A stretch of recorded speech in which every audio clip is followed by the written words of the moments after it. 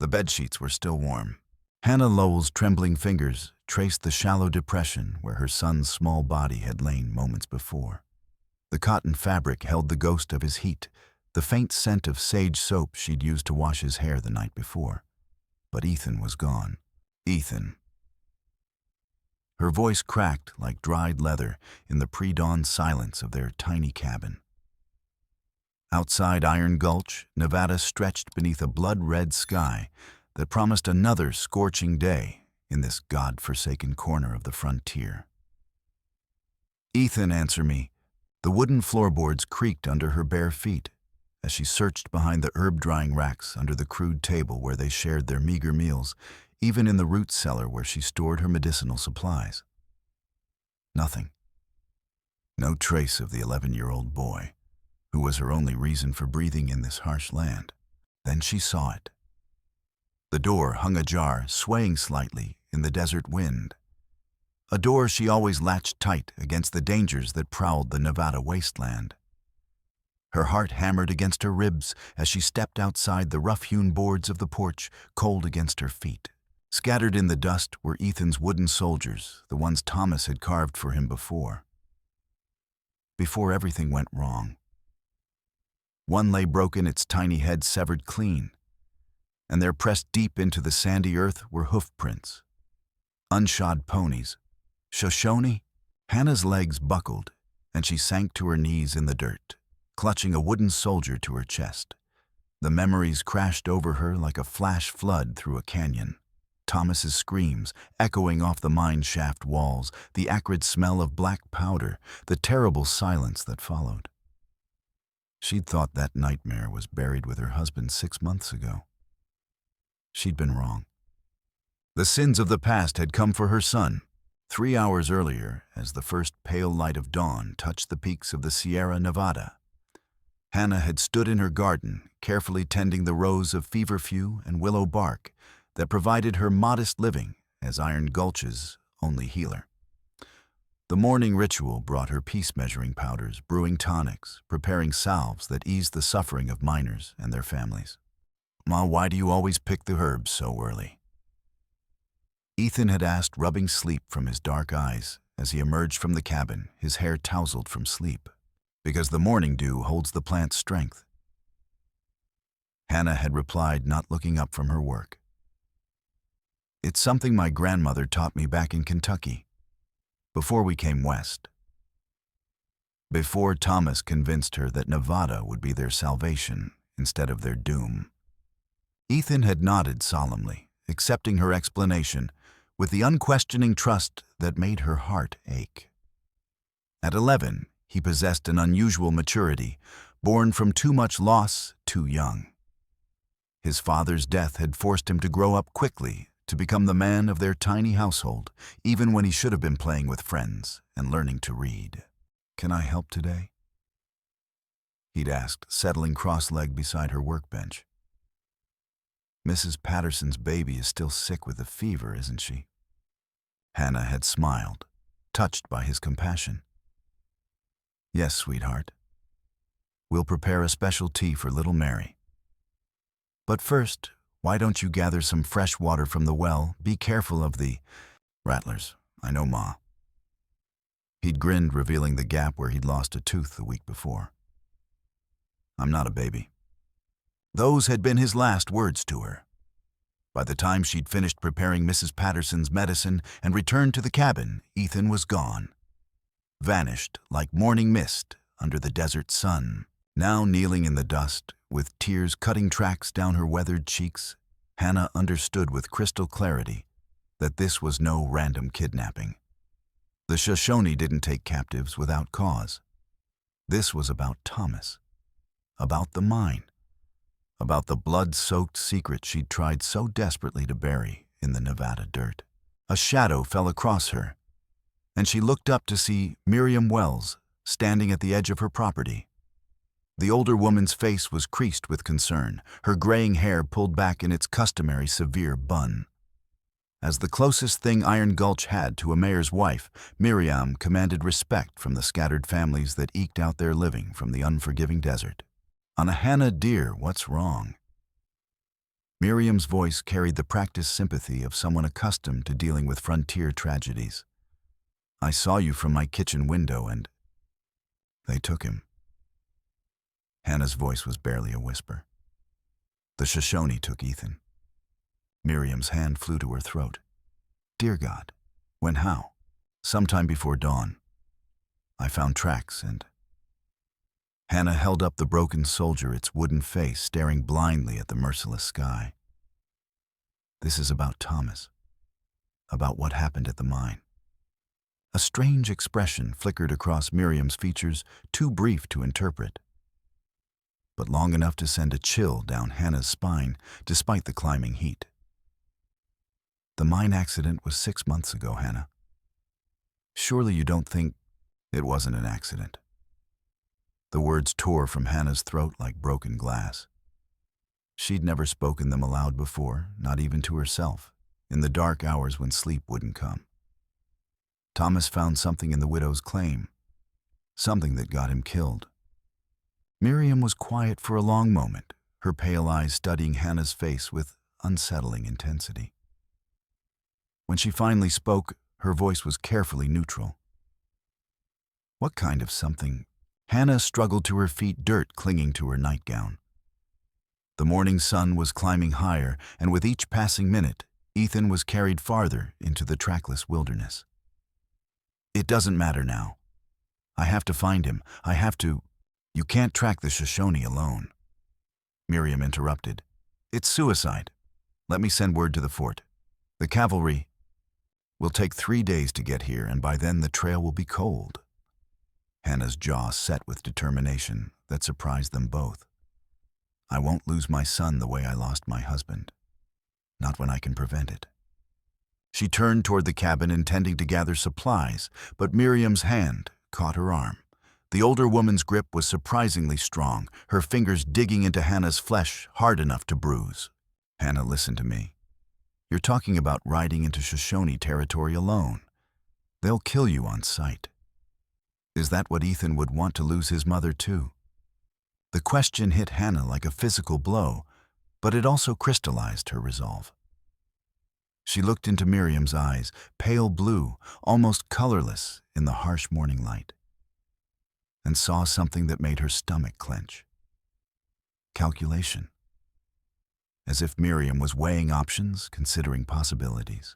"Ethan is all I have left," Hannah said quietly, pulling free from the woman's grasp. "If they kill me, at least I'll die trying to save him. If I stay here and do nothing—" She shook her head.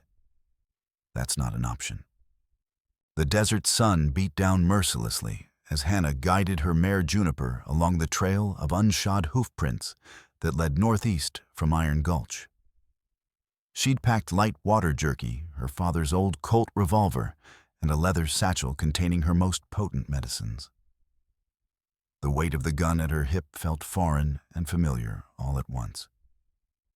She hadn't carried it since the day they'd buried Thomas. The trail was easy to follow at first. 6 ponies moving at a steady pace, but not running.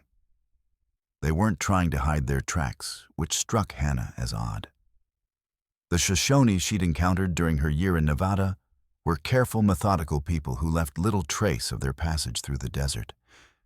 This felt almost deliberate, as if they wanted to be followed. As the sun climbed toward its merciless zenith, Hannah found herself thinking about the last conversation she'd had with Thomas.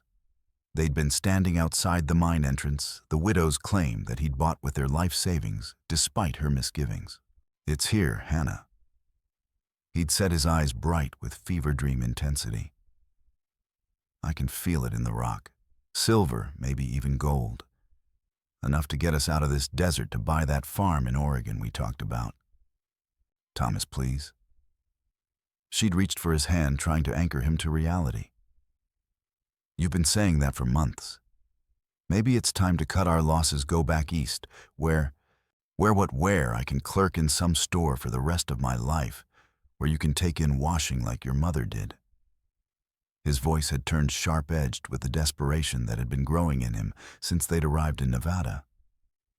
"This is our chance, Hannah. Our only chance." She'd wanted to argue, to point out that they were slowly bleeding away their savings while he chased phantom veins of ore through solid rock. But the look in his eyes had stopped her. Thomas had already lost too much: his father's farm to creditors, his brother to consumption, his dreams of easy wealth in California. She couldn't bear to take this hope away from him, too. "What if you're wrong?" she'd asked instead. "What if there's nothing down there but more rock?"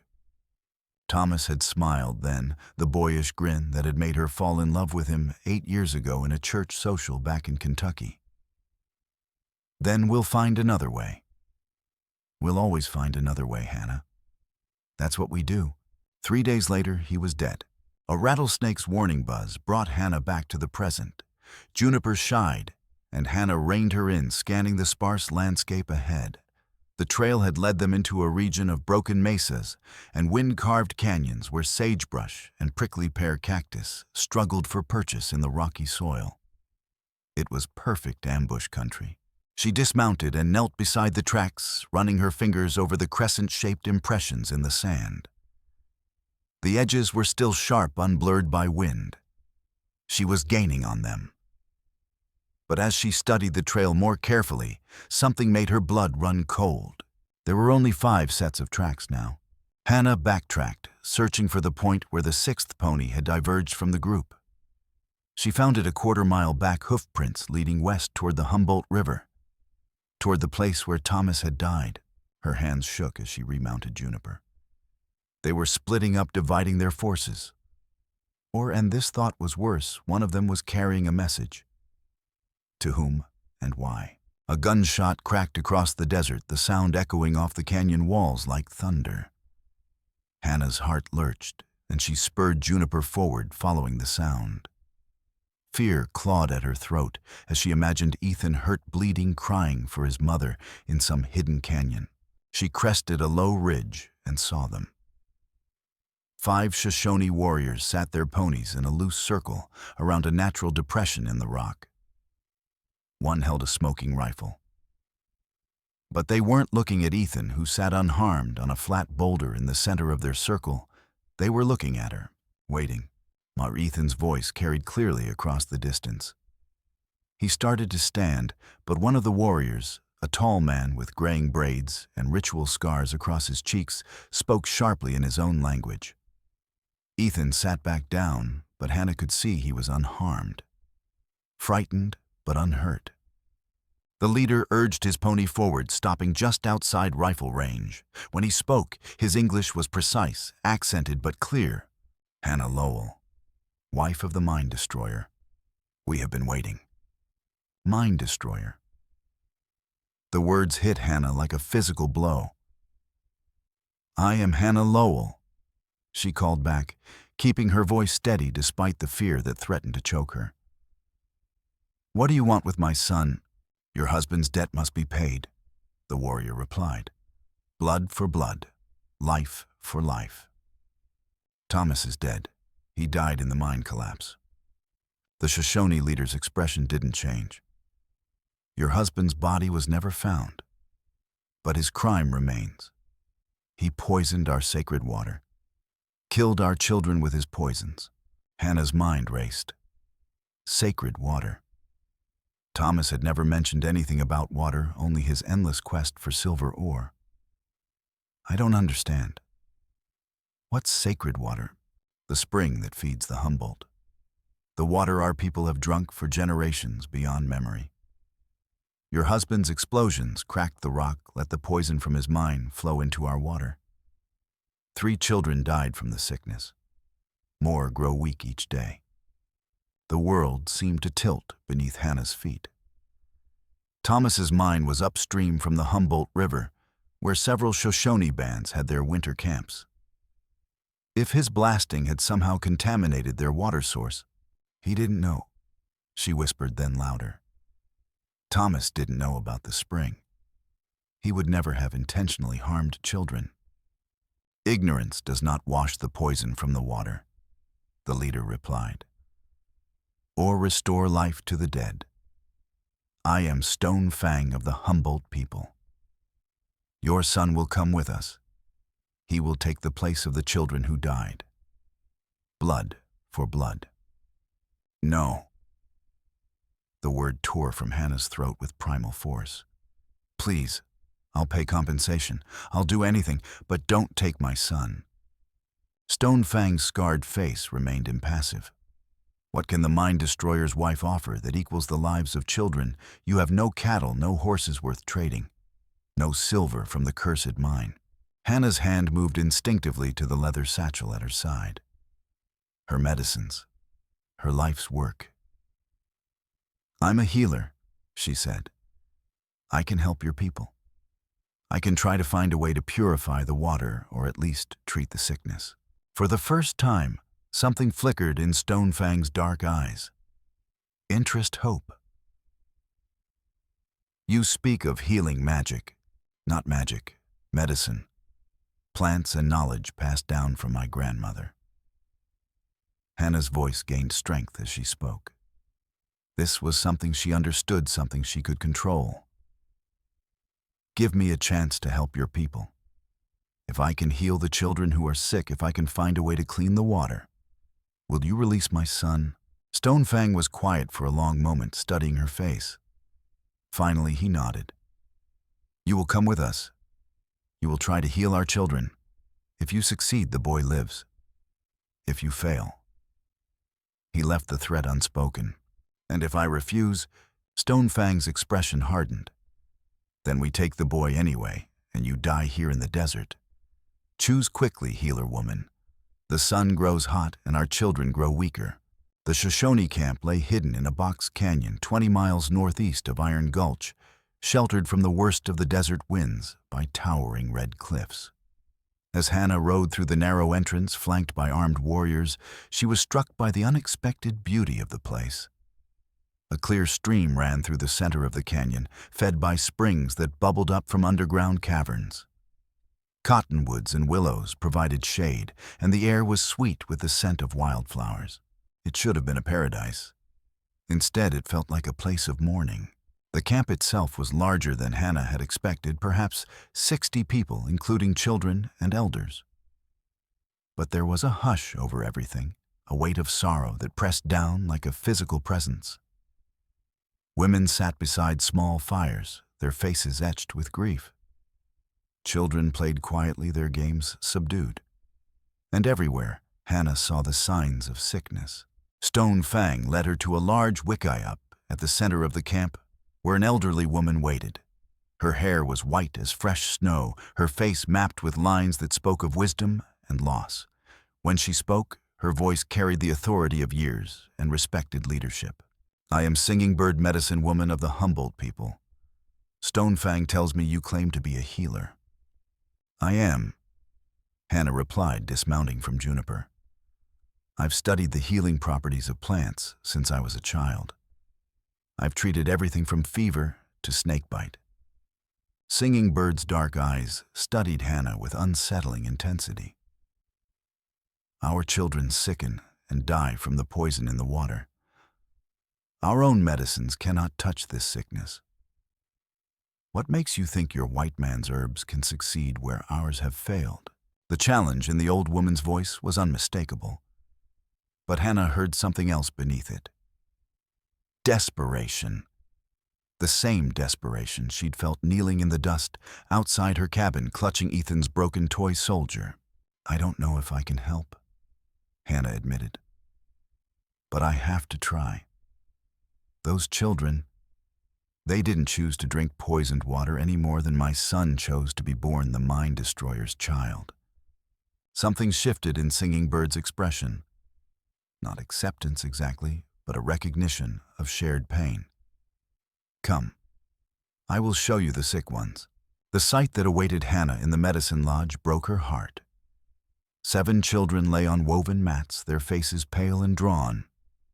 The youngest couldn't have been more than 3, the oldest perhaps 10. They all showed the same symptoms, fever, vomiting, a grayish pallor that spoke of poison in the blood. The sickness came 2 weeks after the explosions in the mine. Singing Bird explained, kneeling beside a little girl whose breathing was labored and shallow.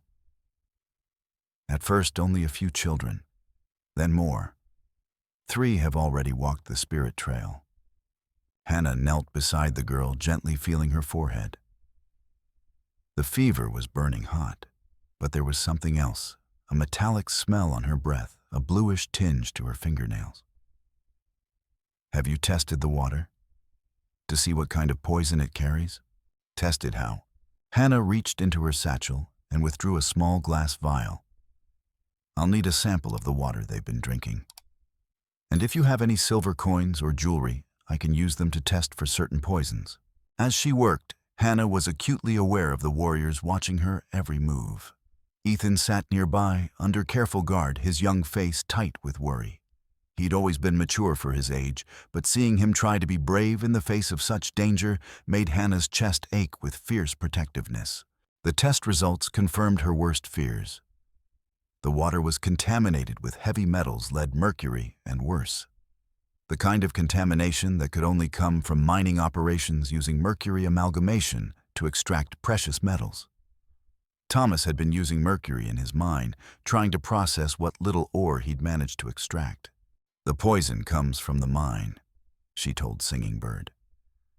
It will continue to poison the water until the source is stopped. Can the children be healed? Hannah looked at the 7 small faces, so pale and still. I don't know. Heavy metal poisoning is difficult. But I can try. I have herbs that help the body expel poisons, medicines that might ease their suffering. She spent the rest of the day working with feverish intensity, brewing decoctions of activated charcoal and clay, preparing poultices of wild herbs she'd gathered along the trail. It was delicate work. Too much of the wrong medicine could kill the children as surely as the poison in their blood. As evening fell and the first stars appeared above the canyon rim, Hannah sat beside the sickest child, the little girl whose breathing had been so labored. The fever had broken slightly, and her color was marginally better, but Hannah knew it would take days or weeks to see real improvement. If improvement was even possible, will she live? Stone Fang's voice came from the lodge entrance. I don't know, Hannah replied honestly. The poison has been in her blood for too long. But she's fighting. They're all fighting. Stone Fang stepped into the lodge, his weathered face grave in the firelight. 3 days, he said. If the children show improvement in 3 days, we will talk of releasing your son. If not, I understand. Hannah met his eyes steadily. But I need to ask you something. My husband Thomas, are you certain he died in the mine collapse? His body was never found. Stone Fang's expression darkened. Your husband did not die in the mine. He ran like a coward when he realized what his poisons had done. We tracked him for 2 days before losing his trail in the rocky country near Devil's Canyon. The words hit Hannah like a physical blow. Thomas was alive, had been alive when she'd mourned him, when she'd struggled alone to raise Ethan, when she'd sold everything they owned to pay his debts. Where did he go? We do not know. But if he lives, he is a hunted man. The Humboldt people, the northern Paiute, the western Shoshone, all seek justice for the poisoned water. Hannah's mind reeled. If Thomas was alive, if he'd abandoned them to face the consequences of his actions alone, why take Ethan? Why not hunt Thomas instead? We have been hunting him for 6 months. Stone Fang replied grimly. He is like smoke in the wind. But his son... The warrior's scarred face was impassive. A man will come for his son. Even a coward will come for his son. Understanding crashed over Hannah like a cold wave. You're using Ethan as bait, to draw Thomas out of hiding. If your husband lives, if he has any honor left in his heart, he will come. And then we will have justice. Hannah looked at her son, who was pretending to sleep on a mat near the fire. But she could see the tension in his small shoulders, the way he held himself too still. He was listening, understanding more than a child should have to understand about the adult world of violence and consequence. And if he doesn't come, Stonefang's silence was answer enough. Hannah worked through the night, moving between the sick children like a ghost in the flickering firelight. She adjusted dosages, monitored breathing, whispered prayers to a God who seemed very far away in this hidden canyon. By dawn, 2 of the children were showing signs of improvement. Their fevers had broken and their breathing was easier. But it wasn't enough. Not nearly enough. As the sun painted the canyon walls with shades of gold and crimson, a commotion arose from the camp's entrance. Hannah looked up from her work to see a rider approaching a single figure on an exhausted horse, moving with the careful pace of someone who'd ridden hard through the night. It was Miriam Wells. The older woman dismounted slowly, her face pale with fatigue. She wore men's clothing, practical boots, and trousers that spoke of hard riding across rough country.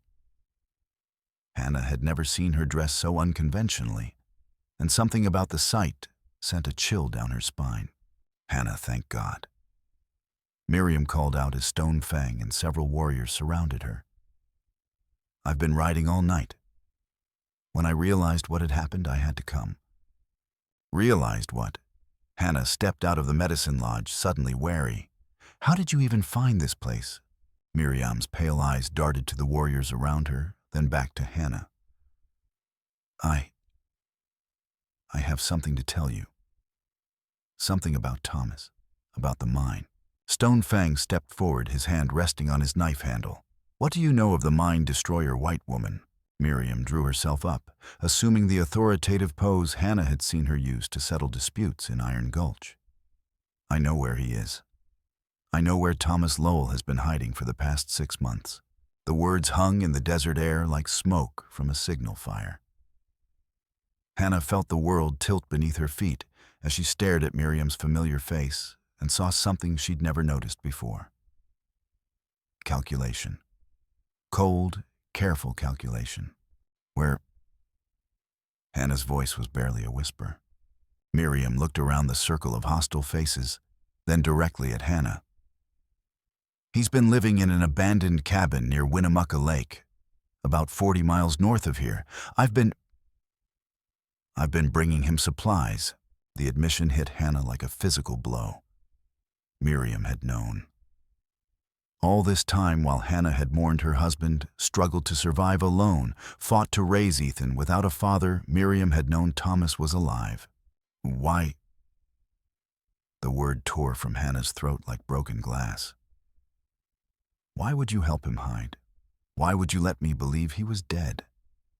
Miriam's composure cracked slightly, revealing something desperate underneath. Because I love him, Hannah. I've loved him since he first came to Iron Gulch. He was going to leave you. He was going to take the silver from the mine and start a new life with me. The betrayal was so complete, so devastating, that Hannah couldn't process it at first. Thomas and Miriam, her husband and her friend.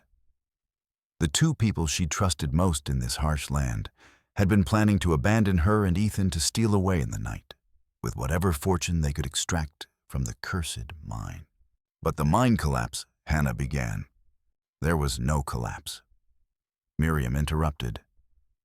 We staged it. Thomas used his explosives to bring down part of the tunnel to make it look like an accident. We thought if everyone believed he was dead, no one would come looking for the silver. Stonefang stepped closer to Miriam, his scarred face dark with fury.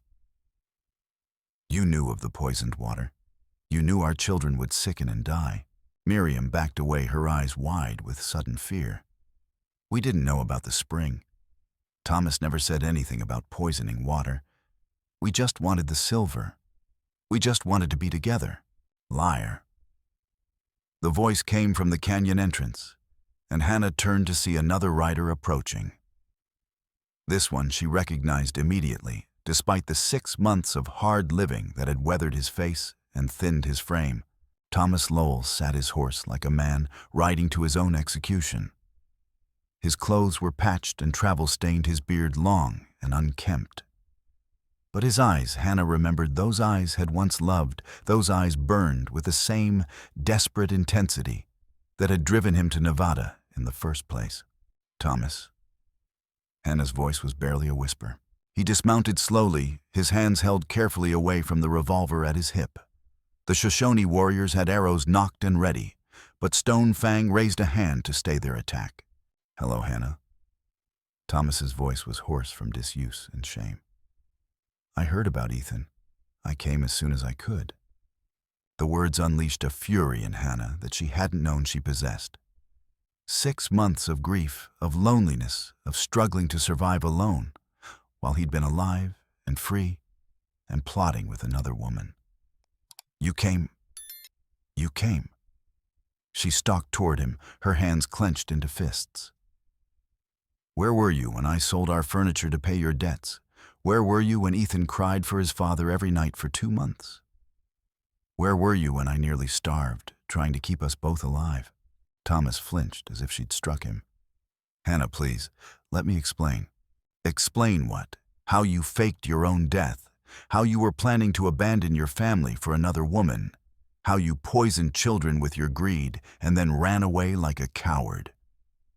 "I didn't know about the children." Thomas's voice cracked with anguish. "I swear to God, Hannah, I didn't know the mercury was reaching the spring. If I had known, you would have done it anyway." Stone Fang interrupted, stepping between them. "Your greed was stronger than your honor. Your desire for gold was stronger than your love for your family." Thomas looked at the Shoshone leader with haunted eyes. "You're right. I was a coward. I was so afraid of failing again, of disappointing Hannah again, that I convinced myself the mine would solve everything. And when it went wrong, when I realized what I'd done..." He spread his hands helplessly. "I didn't know how to face it. So you let another woman face it for you." Miriam said bitterly. "You let me believe we had a future together, while you ran from the consequences of your actions." Thomas turned to her with something like pity in his eyes. "Miriam, you convinced me to fake my death. You convinced me to take the silver and run. But I never promised you anything more than that." The older woman's face went white, then red with fury. "You lying bastard. You said you loved me.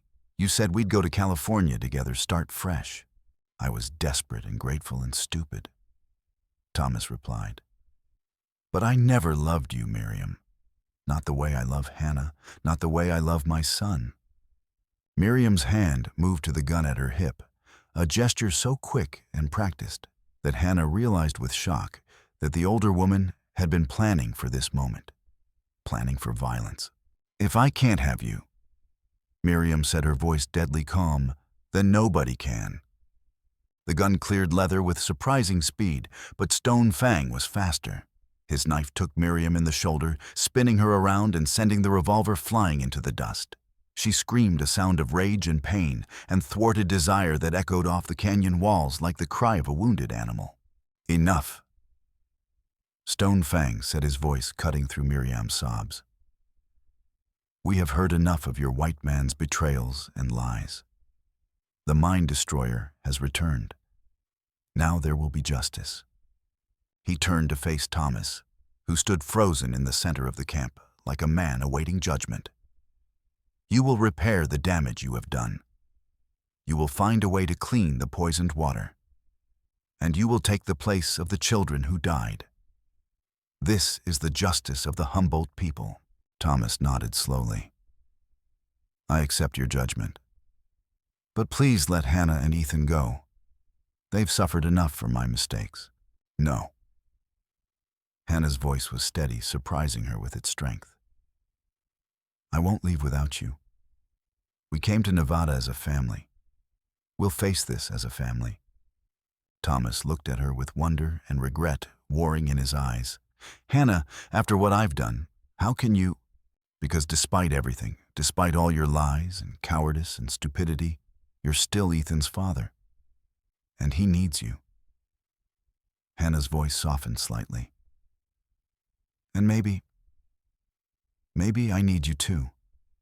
The next 2 days passed in a blur of desperate activity. Hannah continued treating the sick children, aided now by Thomas's practical knowledge of mine engineering and water flow.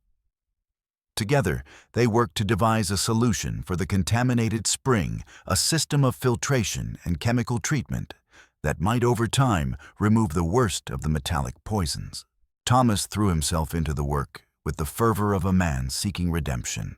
He spent hours in the blazing sun, hauling rocks and building settling ponds, his hands bleeding from the rough work. He barely spoke except to ask technical questions or report on progress. The weight of his guilt seemed to have stolen his voice. Ethan watched his father with the complicated mixture of joy and uncertainty that Hannah remembered from her own childhood when her father had returned from long trips away. The boy wanted to trust, wanted to forgive, but 6 months of believing his father was dead had left scars that wouldn't heal quickly. "Why did he leave us, Ma?" Ethan asked on the second evening as they sat beside the purification system Thomas had constructed at the head of the spring. Hannah was quiet for a long moment, watching her husband adjust the flow rate through a series of charcoal filters. "Sometimes people make choices that hurt the ones they love," she said finally. "Not because they want to hurt them, but because they're scared or confused or too proud to ask for help. Like when I broke Mrs. Patterson's window with my slingshot and hid instead of telling her. Something like that, but bigger, much bigger." Ethan was quiet processing this. "Do you think he's sorry?" Hannah looked at Thomas, who was now kneeling beside one of the sick children, spooning medicine into the little girl's mouth with infinite patience. His face was haggard with exhaustion and guilt, but his hands were gentle. "Yes," she said. "I think he's very sorry." The third morning brought news that changed everything. Stone Fang approached Hannah as she was checking on her patients, his expression grim. "Riders approach," he said. "From the south, many riders." Hannah's blood ran cold. "The cavalry?" "No, these are not soldiers. They ride hard and carry many guns." A terrible understanding began to dawn on Hannah. "Miriam, before she came here, did she send word to anyone? Did she tell anyone where you were?" Stone Fang's eyes narrowed. "The wounded woman will not speak.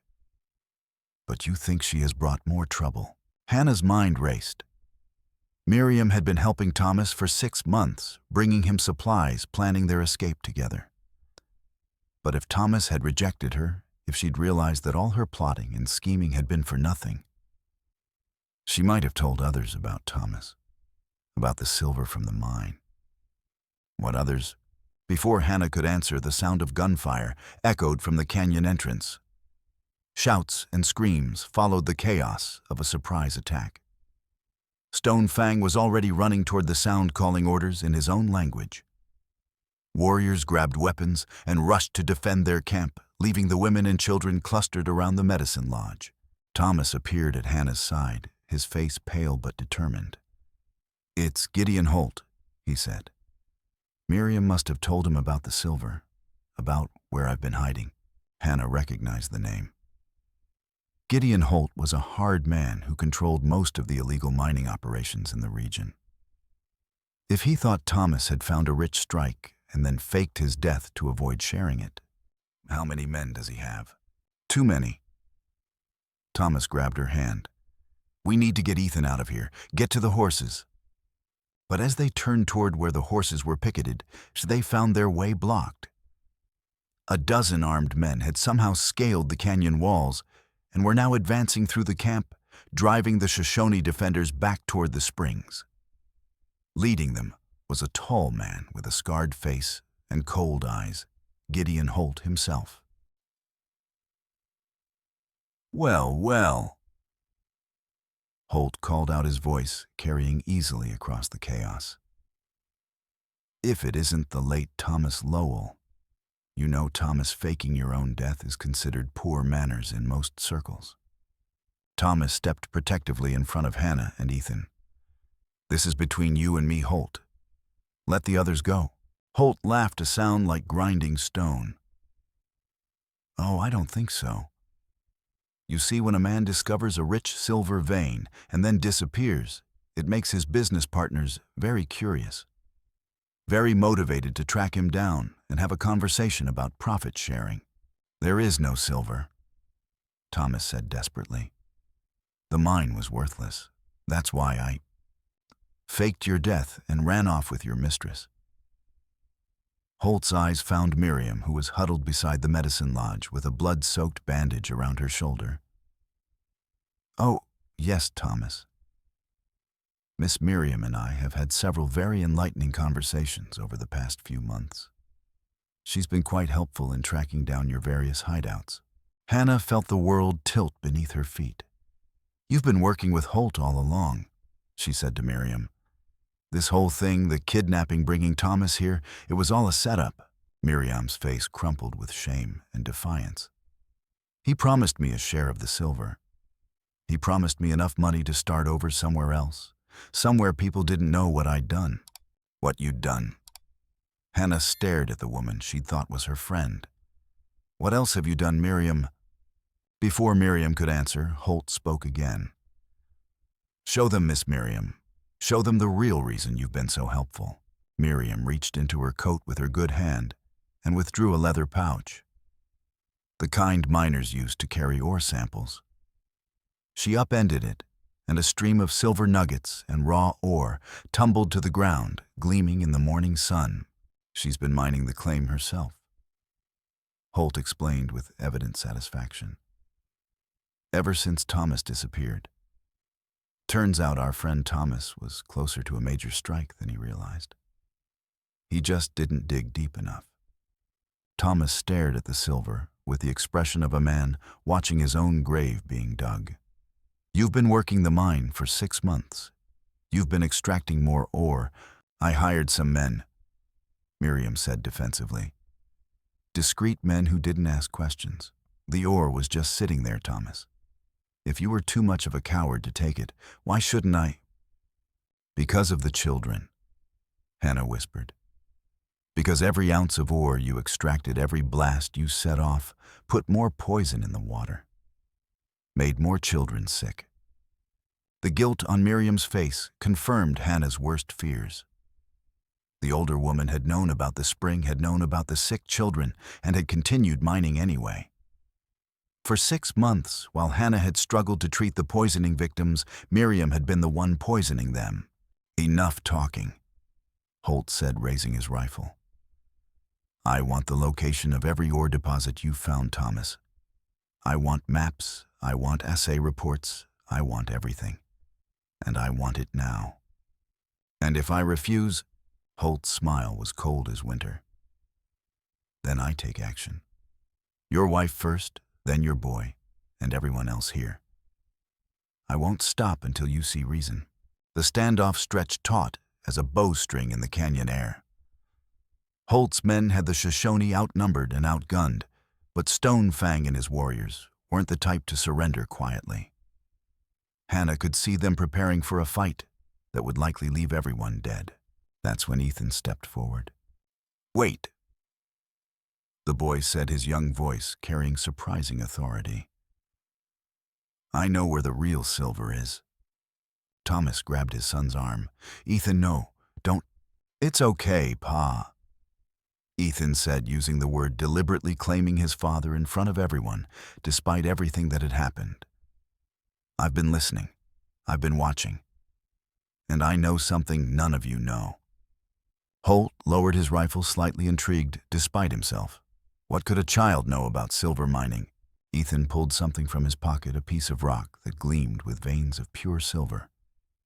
This came from the spring, he said. From the water source, not from Pa's mine. The real silver isn't in the mine at all. It's in the sacred spring. Hannah stared at her son with a mixture of pride and terror. He was right. She'd seen similar ore samples when she'd been testing the water for contamination. The spring itself was fed by a natural silver lode far richer than anything Thomas had found in his excavations. Clever boy, Holt said, stepping closer. Where exactly did you find this? I'll show you, Ethan replied. But only if you let everyone else go. Holt laughed. I don't think you're in a position to negotiate, child. Yes, I am. Ethan's voice was steady, far too steady for an 11-year-old boy facing armed killers. Because the spring is booby-trapped. Pa taught me about explosives, about how miners protect their claims. If you try to take the silver by force, the whole deposit will be buried under tons of rock. It was a bluff, a brilliant, desperate bluff, that relied on Holt's greed overriding his caution. Hannah held her breath, praying that her son's gamble would work. Holt studied Ethan's face for a long moment, searching for signs of deception. "You're lying."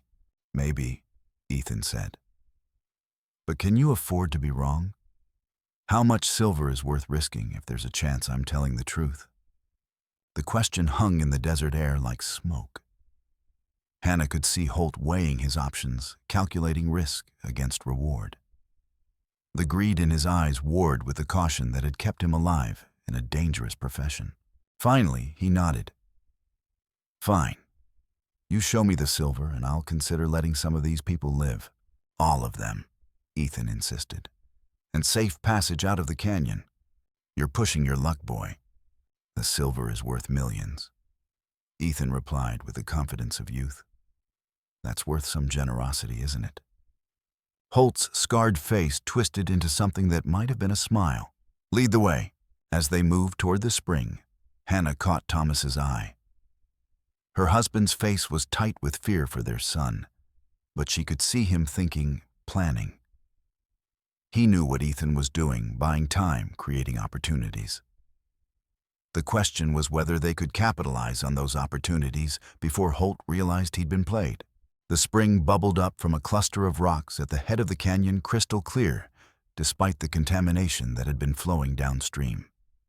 Ethan led them to a spot where the water pooled before flowing into the main stream, then knelt and pointed to something beneath the surface. "There," he said. "See the veins in the rock, that's where the silver comes from." Holt leaned forward, his eyes bright with avarice. The silver veins were visible even to Hannah's untrained eye, threads of pure metal running through the limestone like frozen lightning. "Magnificent." Holt breathed, then louder. "Johnson, bring the blasting supplies. We're going to open this up." "Wait," Stonefang said, stepping forward. "This is sacred water. You cannot—" Holt's rifle swung toward the Shoshone leader. "I can do whatever I please, Chief. Unless you'd prefer to join your ancestors right now." That's when Thomas made his move. He lunged forward, not at Holt, but at the satchel of blasting supplies one of the miners was carrying. His hands closed on a stick of dynamite just as Holt's rifle barked the bullet, taking Thomas in the shoulder and spinning him around. But he held on to the explosive, held it high where everyone could see it. "But let them go, Holt." Thomas gasped, blood streaming down his arm. "Let my family go, or I'll blow this whole canyon to hell." Holt's face went white. "You're bluffing. You don't have a detonator." Thomas smiled grimly and held up a sulfur match with his good hand. "Don't need one. This dynamite is old, unstable. One flame is all it takes." The threat was real. Hannah could see it in the way Holt's men backed away from Thomas, in the sweat that suddenly beaded on the outlaw's forehead. Old dynamite was notoriously unpredictable, liable to explode at the slightest provocation. "It'll take you down with it," Holt snapped. "Better than letting you murder my family and destroy this sacred place." Thomas's voice was steady despite the pain from his wound. "I've made a lot of mistakes, Holt. I've been a coward and a fool. But I won't be either of those things today." Hannah felt her heart break and heal simultaneously. This was the man she'd married 8 years ago, brave, protective, willing to sacrifice everything for the people he loved. Somewhere beneath the fear and greed and desperation, he'd still been there. "Pa," Ethan whispered. "Don't." Thomas looked at his son with infinite tenderness. "Sometimes, son, a man has to choose between doing the right thing and doing the safe thing. Today they're not the same thing." The match flared to life in Thomas's hand. What happened next seemed to unfold in slow motion. Holt raised his rifle for a killing shot, his face twisted with rage and fear. Stonefang and his warriors surged forward, arrows nocked and ready. Miriam screamed something that was lost in the chaos. And Hannah, acting on pure instinct, and a lifetime of medical training, threw herself between Thomas and Holt's rifle just as the outlaw pulled the trigger. The bullet took her high in the chest, spinning her around and dropping her to the rocky ground beside the spring. She felt the shock of impact and the sudden difficulty breathing the warm wetness spreading across her blouse. But more than the physical pain was the desperate need to see her family safe. Hannah. Thomas's anguished cry echoed off the canyon walls. The match fell from his nerveless fingers, sputtering out in the sand. But the distraction was enough. Stonefang's arrow took Holt through the throat, dropping him instantly.